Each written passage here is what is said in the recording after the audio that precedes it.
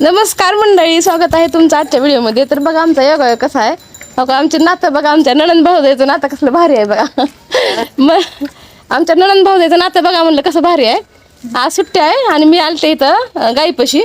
तर आमच्या काकू का योगा आले तर गाईला घास चारायला, आमच्या माहीला घास चारलाय. आणि मला म्हणते त्या तुझं मला तोंड बघायचं होतं म्हणून मी इकडं आले. तर मग काय चाललंय सांगा. चहा प्यायला कधी नेणार आहोत? चला चला. हा चला, आता आपण एका दिवशी काकूच्या घरी चहा प्यायला गेल्यावर तिथं व्हिडिओ करू. फुलाची झाडं ते तुम्हाला दाखवते. आणि खूप चांगलं वातावरण आहे त्यांच्यातलं. आणि आता बघा इथं मुरुम टाकला, हे सर साफसफाई करायला आलता. तर मागच्या आली कधी या हो हा होत्या काय करता त्याने धरलंय. तर बघा माझा मुलगा सोडकी म्हणजे माझा मुलगा नेलाय लक्ष्मीला. मी सोडून देते बाळा ह्याला, देऊ का ह्याला सोडून.